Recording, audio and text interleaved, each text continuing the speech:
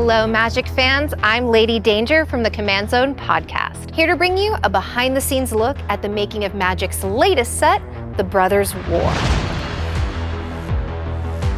Our heroes are still reeling from their clash with the Phyrexians and Dominaria United, but they haven't given up just yet. Instead, they're looking to the past and searching for a solution in the Brothers' War, one of the most pivotal events in Magic's history. It's a fight that changed Dominaria. It was a time when planeswalkers wielded godlike power.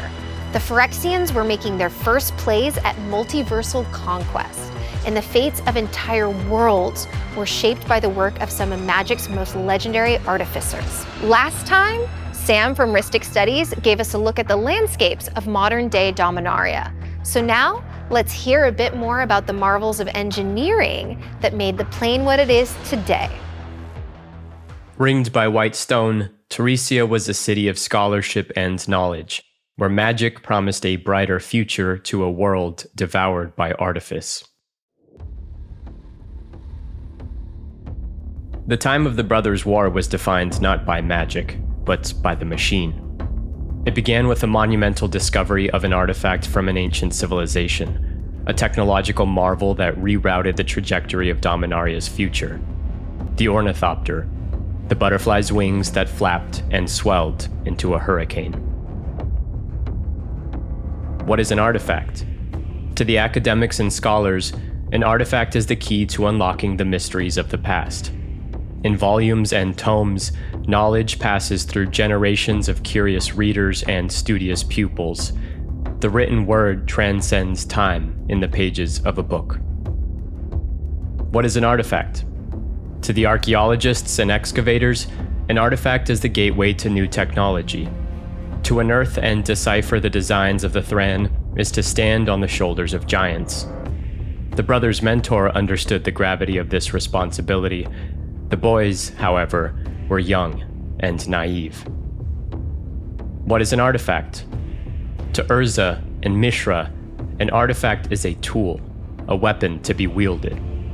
The Power Stone they divided became a symbol of their fractured kinship, and an omen of a continent at war.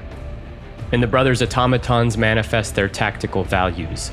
Mishra's army is fast, sharp, and sleek. Urza's army, in contrast, is heavy, shielded, and stalwart. Their war is the collision between an unstoppable force and an immovable object. The apprentices Ashnod and Tawnos also harness the power of artifacts. While one looks to nature to inspire designs, the other follows a sinister path and manipulates the bodies of the living and the dead.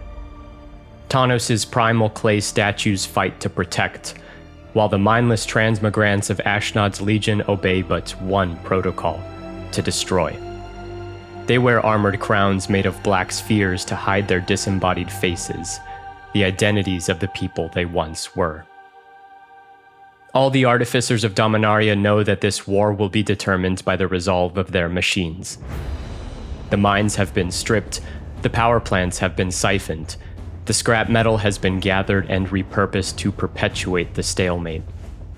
Within every artifact lives the idealized image of its creator. Through their constructs, they impose their will onto the world.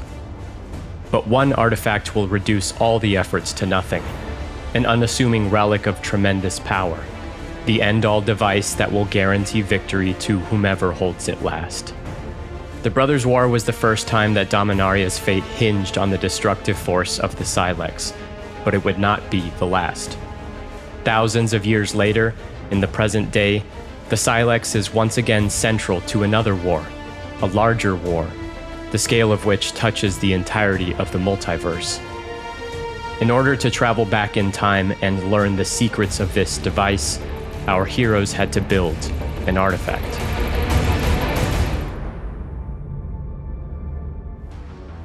With this being a look back at Magic's history, there are some special considerations to take into account. How do you capture a years-long conflict in a single card set? And how do you build an existing story without losing what's already there? For the answers to those questions and more, let's hear a bit from the designers of the Brothers' War. This particular event, the Brothers War, it's such a pivotal moment in the history of the multiverse. But it's a really old story. It's from like the 90s. And Magic's audience is constantly changing and growing and evolving. And there's so many players who haven't read this, who've maybe only heard of it vaguely. Us being able to retell it now and build a new set sort of gives it a second chance at life. It was daunting, but it, like daunting in the way that something like really exciting can be. Being handed like a white hot coal that is like, this is the most important thing in the world for a lot of people who know far more about this game and the setting than you do. Do something cool with it. We were just trying to see if like we could just take what the book had done and then make that into a whole new thing that wasn't like we're just retreading antiquities, but we're actually, retelling the story from the novel, one of the most well-known Magic novels. The set is based off of a novel. The novel is based off of a different Magic set. There are definitely fantastical elements about this world that we really wanted to bring to life. Inspiration from the novel and a couple little nuggets that we wanted to throw in ourselves just because, honestly, it looks super cool to tackle a whole war that's all about robots.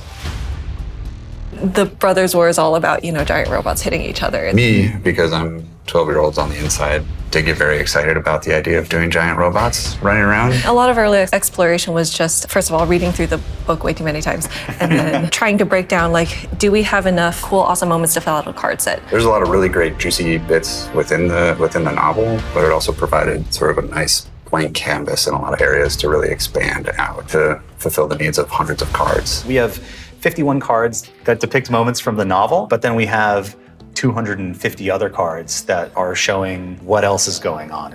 We're just trying to find the spaces where no one's looked before. What's happening around the world that isn't necessarily focused on the direct actions of these two brothers. This telling of the Brothers' War takes place in a context of a larger arc where Phyrexia has designs on invading the multiverse. Teferi essentially casts himself back into time, and that's our vehicle for witnessing the Brothers' War. The full scope of the 60 years from start to finish, from the ground up. We separated the story into 3 acts, so there's like Act 1. Urza and Mishra are from Argive. They're the first and second born sons of an Argivian noble who has just passed away. As part of their education, they are sent out to the Great Desert and work alongside a renowned and respected archaeologist, Takesia, who is excavating Thran ruins and artifacts.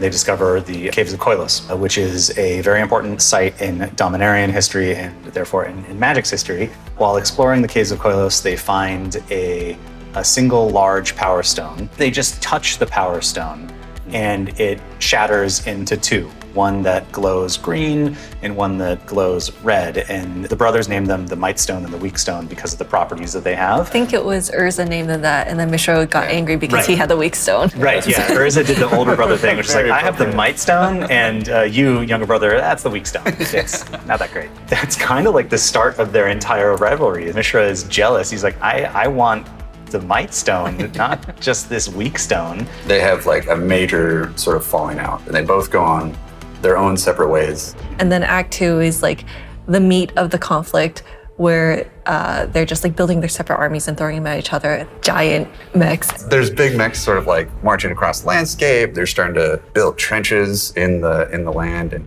they had to power everything with individual power stones. Basically like mini nuclear reactors with each of the power stones. And then Act 3 is like, well, we've reached the apocalypse now and everything is awful. Desolate no man's land across Tertiaire. The sky is choked with smog. We've destroyed the continent. As we're covering 60 years of history, characters age as well. So we see, obviously, the marquee characters of Urza and Mishra in their youth, in their sort of adulthood, and then more advanced age. Mishra gets corrupted by Gix and becomes Phyrexianized.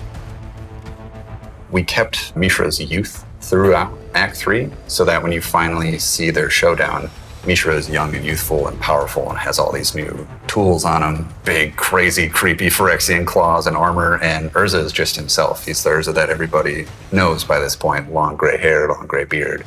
Just trying his best to stand his own against his brother. Really like the design language of the two brothers' machines. We really wanted to reflect sort of their own personalities and their upbringing and really have that influence how they would go about making their own automatons and robots that are gonna do battle throughout decades-long conflict. Urza, he landed in a really cushy position, basically. So he had like all these resources to draw on, and whereas Mishra was like in the desert, he kind of had to scavenge and scrounge for all his materials. So he had to be a lot more like hardy and resourceful, and just like it was a lot more of like making do with what he had. We wanted that to come through in their designs. So Mishra's designs are very fast and aggressive looking, with just like a hint of Phyrexian influence in there. Urza's machines are very staunch and big, and like we wanted to think about him more as like a defensive player on the battlefield, whereas Mishra's just going after you full tilt across the desert. You can also see that too in where they stay and where their workshops are. Urza's tower is just like a lone, pristine white beacon that is sort of surrounded by mountains, and it's very imposing. It's the perfect place for Urza because there's no one there except him and his machines in his workshop, whereas Mishra has tons of folks running around. Mishra's foundry is in the middle of the Kerr ridges that he builds organically through a massive trunk of a fallen tree. So kind of says a little bit about both brothers just from where they're hanging out throughout the story. It's really interesting dichotomy to play with of they're both very angry with each other, but they're both kind of like low-key jealous of each other throughout the whole thing. Jealousy is a major motivator for both Urza and Mishra. If only they talked to each other rather than fight. While the war might have started as a fight between brothers, this isn't just the story of Urza and Mishra. Their sibling rivalry caught a lot of other people in the crossfire, and they've all got their own stories to tell too. Let's get a rundown on some of the war's other big names and learn a bit more about how the team dug up bits of lost lore to retell this story from the ground up. The original novel focused really heavily on like the two brothers' perspectives, but we wanted to really broaden it out here and show the effects that the war had on everyone else. Like not just the side characters either, but just like the common people, like the soldiers fighting in the trenches, or just like the people who are trying to live their lives. And oh no, like your field just got turned into a battleground. It was really cool to be able to expand that out beyond just the brothers and the major characters and really kind of focus on the little guy, the boots on the ground, people who happen to be living on the continent during this entire conflict. There's a deep fan desire to see a lot of characters that have been named, but like either poorly represented or never before represented. And I think we basically hit every single one of them and then invented some new ones as well. So that is exciting. The island of Argoth in particular was a really fun instance of showing just humanoids versus machines and allowing them to feel like they have some sense of agency. Like there's sweet shots of elves like cleaving through one of Urza or Mishra's machines, or like one of my favorite pieces is a giant tree folk absolutely obliterating one of these machines, showing how these creatures are able to take on these massive creations that no one from the continent of Tertiaire could take on. Go from a war of humans and machines to a war of humans and machines versus elves and tree folk and druids and the magic that they have at their command. As mentioned in the book, and something that we wanted to really riff on is like just bone white tree bark. When tree folk and Titania herself stands up in her glorious final form, she's pretty easy to distinguish between the brothers' machines because she is purely made out of natural materials. That white bark really comes through. With Argoth, it is the chance for the world itself to rise up and attempt to resist the machinations of these two brothers. Their war raging across a continent. Argoth is trying to say not here, not you two, and not now. It's a little bit more tragic for me that the actual climax of the tale happens on Argoth, this island that wanted nothing to do with the conflict. And then finally the two brothers meet for the last time, and the Silex gets activated, and then everything goes quiet for a while. Yeah. In our approach for going through the concept push and in the card set, we really, really wanted to capture some of the vibe of just general 90s art inspired by the old Antiquities set. And you can see that in some of the characters too, like Ashnod in particular, I feel like came straight out of that time period, and I love her so much. Yeah, I was going to say all the bad guy characters look like they are. It's 1999. Yeah. Nothing bad has happened. Mishra's hair. Yeah. We were able to do a callback to a card that showed the two of them arguing in just peak 90s wizard attire. As a card game, Magic has some unique opportunities and challenges when it comes to storytelling. That is especially true in a set like this. So let's check back with Ristic Studies for a closer look at how Magic handles revisits to its own decades-long canon. It is often remarked that histories are written by the victors. That is certainly true of the Antiquities War, or rather, the Brothers' War as it came to be known. That epic poem did well to deify those two monsters, but glossed over the lives of the foot soldiers and peaceful citizens who were caught tangled in their squabbling. Returning to the past has its merits. Now we can see how the battles truly unfolded, in real time, and how everyone suffered at the might of the machines.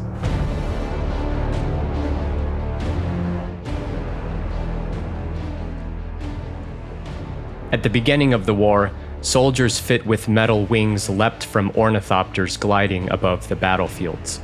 Cavalries plummeted from the clouds, and if they survived the fall, they would face an even worse reality on the ground. Thrashings from weaponized grain plows, assaults from titanic mechs, ambushes from steel worms lingering beneath the earth. War is a perpetual nightmare composed of endless lethal surprises. It didn't take long before human troops became scarce, and the brothers replaced their infantry with automatons. Mass production of mechanized war machines demoted the soldiers to the trenches, which carved across Dominaria like dried riverbeds after a decade of drought. While Mishra's lackeys perused their golden palaces dressed in silks, the soldiers toiled in the ditches and lived off stale bread. While Urza scaled the social ladder to leverage political power, the soldiers hid from dragon engines stalking the skies above. At times, these armies would unknowingly intersect while wading through the muck, like two ships passing in the dead of night. War is an illogical comedy of errors. As the fighting escalated, so did the dehumanizing of its people.